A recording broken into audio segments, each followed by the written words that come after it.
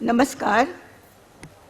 चैतन्य चक्रवर्ती परमेश्वर, ब्रह्मविद्या माऊली, परमपूज्य दिवेकर गुरुजी, सर्व वंदनीय गुरुजन, सर्वांना माझा मी सौ अलका गुप्ते माझा सादर प्रणाम.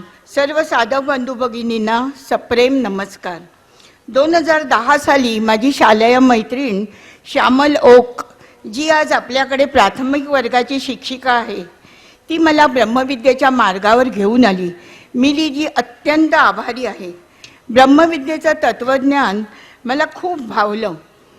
इथे मी चांगलीच रुळले.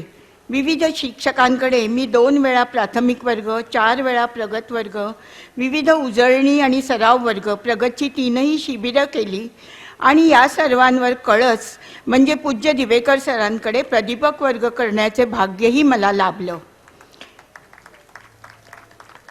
या सर्वाचा परिपाक म्हणजे मन शांत, आनंदी, समाधानी बनलं.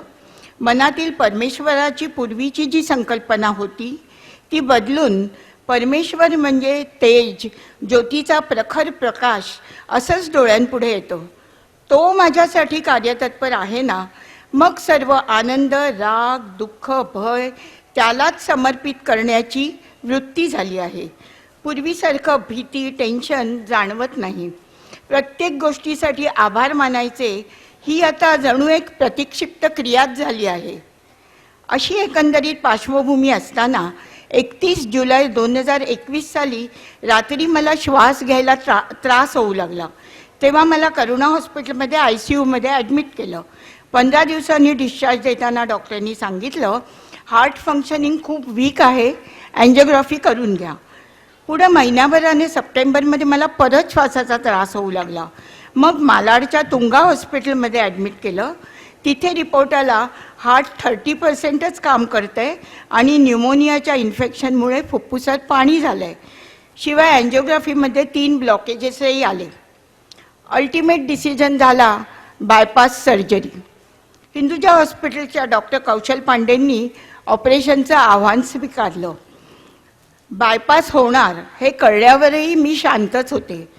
MRI आणि अँजिओग्राफी करताना, त्या मोठमोठ्या मशिनरीजमधून पास होताना, सर्व टेस्ट करून घेताना कसं माहीत नाही, पण भीतीचा लवलेशही मनाला शिवला नाही. याला कारण म्हणजे तो परमेश्वरच माझा आधार होता. त्यावेळेस माझा सुरुची पाटील मॅडमकडे ऑनलाईन प्रगत वर्ग चालू होता. ऑपरेशन ठरल्यावर मी त्याबद्दल मॅडमना लगेच कळवलं. त्यांनी लगेच एक ऑडिओ मेसेज पाठवून धीर दिला. मॅडम, अजिबात घाबरू नका. परमेश्वर सतत आपल्याबरोबर आहे ही कल्पना धरून ठेवा. 9 शाश्वत सत्य, शल्यनिवारक श्वसनाची बोधवचनं म्हणत राहा. हृदयाचं परिवर्तन करा. स्वतःला प्रकाशाच्या वर्तुळात पहा. वर्तुळात प्रेम आहे. मी दिव्य विभूतींच्या छत्राखाली आहे. माझे गुरु पूज्य दिवेकर गुरुजी संरक्षणार्थ माझ्याबरोबर आहेत. मी अत्यंत सुरक्षित आहे असेच विचार करा. मी तुम्हाला प्रकाश पाठवते. पूज्य दिवेकर सरांच्या आवाजातील शल्यनिवारक श्वसनाचा ऑडिओ मेसेज आणि सुरुची पाटील मॅडमचा ऑडिओ मेसेज दोन्ही मी दिवसातून 3-4 वेळा ऐकत होते. त्याचाही मनावर खूप खोल परिणाम होत होता. खरंच सांगते, काय जादू झाली बघा.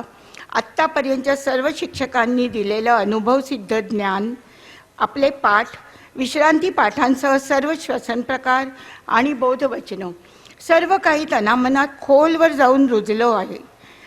आत्ताच्या या कठीण प्रसंगी मला हे सर्व कामी आलं.